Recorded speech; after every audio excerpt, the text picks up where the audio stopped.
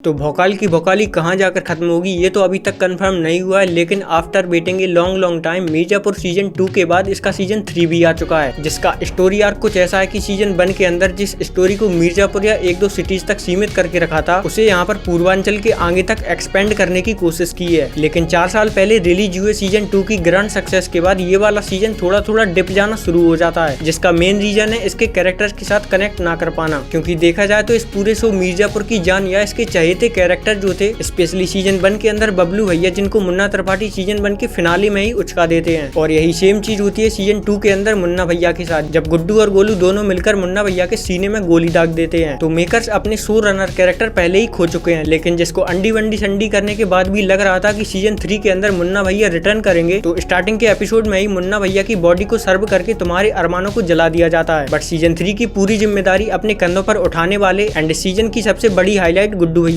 जिसने त्रिपाठी खानदान को मिटाने के बाद मिर्जापुर की गद्दी पर कब्जा तो कर लिया है, लेकिन गोलू यानी गजगामनी के गायब हो जाने पर पूरी तरह बौखला जाते हैं और एक बार फिर से अपना नशा पत्ती वाला प्रोग्राम चालू कर देते हैं, जिसका सीधा चेन रिएक्शन दिखता है रॉबिन की आंखों में। आई मीन उसकी आंखों का कीमा इस तरीके से बनाते हैं कि उसकी आंखें कहलाने के लायक नहीं रह जाती, जिससे डिम्पी और उसकी माँ, जो अभी तक सॉर्ट ऑफ लेवरेज उसका साथ दे रहे थे, बोस के खिलाफ गवाही देना शुरू कर देते हैं। और इस पूरे इंसिडेंट के बाद आफ्टर ऑल गुड्डू को अपनी गलतियों का रियलाइजेशन होता है और वो खुद ब खुद सरेंडर कर देता है। But in short of time episode 8-9 के आते आते इसके अंदर की जो पॉलिटिक्स है वो थोड़ी थोड़ी फीकी पड़ने लगती है, जब गुड्डू भैया मिर्जापुर की गद्दी के लिए दूसरे बाहुबलियों के साथ मीटिंग करके अपना दबदबा बनाने की कोशिश करते हैं। करते रहिए मीटिंग आल हुआ आप मीटिंग। बट जैसे जैसे इस सीजन के फिनाले की ओर बढ़ते हैं चीजें क्लियर होना शुरू हो जाती हैं। तो रॉबिन के साथ जो हुआ उसके बाद डिम्पी के हाथ शरद शुक्ला का एविडेंस लग जाता है और वो सीधा जाती है सीएम माधुरी साहिबा के पास कि देखो शरद शुक्ला ही तुम्हारे बाप को निपटाए थे, लेकिन मिर्जापुर हो, जौनपुर हो या किसी भी एरिया का बाहुबली हो, इनको उससे घंटा फर्क नहीं पड़ता और इनका बस चले तो अपना एजेंडा भयमुक्त उत्तर प्रदेश को पूरा करने के लिए एक तरफ से सबका सफाया कर दें। तो माधुरी जी शरद को बुलाकर कहती है कि तुम्हारे पास मुझे बताने के लिए कुछ है, और शरद उसके बाप के साथ जो किया उसका बिल्कुल भी अंदाजा नहीं लगाता है और यहाँ पर उसे कालीन भैया वाली इन्फॉर्मेशन दे देता है, जिससे वो और भड़क जाती है और शरद को कालीन भैया के साथ एक मीटिंग फिक्स करने के लिए बोलती है। लेकिन कांड तो तब होता है जब कालीन भैया की एंट्री होती है, मतलब क्लाइमैक्स के 40-50 मिनट के अंदर वो ऐसा कुछ कर जाते हैं जिसका तुम्हें अंदाजा भी नहीं लग पाता। और ये सब करते हैं वो माधुरी जी से मिलने के बाद, जो ऑब्वियसली उन्हें धमकाती है कि तुम्हारी फैमिली और गुड्डू दोनों ही मेरे पास हैं और उन्हें चाहते हो तो इन सब का गेम फिट करना पड़ेगा। तो कालीन भैया शरद शुक्ला को मारने के बाद एज प्रोमिस्ड उसे मिर्जापुर की गद्दी पर बिठाते हैं। वहीं दूसरी तरफ गोलू, जो कि छोटे त्यागी की कैद में थी, वहां से किसी भी तरह निकल जाती है और गुड्डू को बाहर निकालने के लिए जेपी के साथ सेटिंग बैठाना शुरू कर देती है। लेकिन इसी बीच मिर्जापुर की गद्दी को हथियाने के लिए सबसे पीछे खड़े होकर चाल चलने वाली बीना जी इसके पोस्ट क्रेडिट सीन में मकबूल को अपनी असिस्टेंट के द्वारा इन्विटेशन भिजवाती है, क्योंकि देखो भाई सेम सिचुएशन क्रिएट होने वाली है जैसा कि कालीन भैया ने कहा था कि मिर्जापुर या बाहुबलियों वाला जो पूरा एम्पायर है वो उन्होंने अकेले ही खड़ा किया था। तो इन फ्यूचर वो मिर्जापुर के साथ साथ पूर्वांचल की गद्दी को भी संभालेंगे, या फिर ऐसा भी हो सकता है कि नए बाहुबलियों को अपॉइंट करें जो कि सिर्फ उन्हीं के फेवर में बोलेंगे। और इस हिसाब से देखा जाए तो सीजन 4 के लिए सीएम माधुरी को एज ए विलन दिखाया जाएगा, जो कि धीरे धीरे अपना शिकंजा कसती जा रही है। वहीं इनके अगेंस्ट में खड़े होंगे कालीन भैया, जिन्हें भले ही सीजन 3 के अंदर गद्दी संभालने का मौका ना मिला हो, लेकिन आगे जाकर वही इस गद्दी को संभालेंगे और बर्फी एंड कट्टे वाला धंधा फिर से शुरू करेंगे। लेकिन सीजन 3 के एंड होते होते गुड्डू और गोलू, दो लव बर्ड्स, अपने लव को कन्फेस कर लेते हैं। लेकिन ये दो कैरेक्टर ऐसे हैं जो एक दूसरे से बिल्कुल डिफरेंट पाथ को फॉलो करते हैं। गुड्डू जो दिमाग की जगह अपने बल का इस्तेमाल करता है, लेकिन दूसरी तरफ गोलू जो कि बहुत ही एम्बिशियस है और वो अपनी बुद्धि का इस्तेमाल करती है, लेकिन अब वो मिर्जापुर की गद्दी को चाहेगी। वहीं अपने छोटे त्यागी को कैसे भूल सकते हैं, जिसकी आइडेंटिटी अभी तक एक मिस्टीरियस बनी हुई थी, लेकिन भाभी को पता चल चुका है तो दद्दा को भी पता चल ही जाएगा। और अगर छोटे गोलू को धरना चाहें या आगे कुछ भी करना चाहें तो ऑब्वियसली उन्हें दद्दा को रास्ते से हटाना होगा। तो ये तो हो गई सीजन 3 की बात, जो कि ओवरऑल ठीक ठाक निकल जाता है। लेकिन इसके लिए स्पेशल शाउट आउट है गोलू गुप्ता और कालीन भैया को। गुड्डू भैया का पनिशर वाला सीन काफी पसंद आया, मतलब इस कैरेक्टर का आर्क बहुत ही इंटरेस्टिंग था। तो बस उम्मीद करते हैं कि सीजन 3 की तरह चौथे सीजन को लाने के लिए 4 साल का वेट ना करना पड़े। तो यहीं पर वीडियो को एंड करते हैं। इससे पहले लाइक, शेयर, सब्सक्राइब, जिससे मसालेदार कंटेंट मिस ना हो।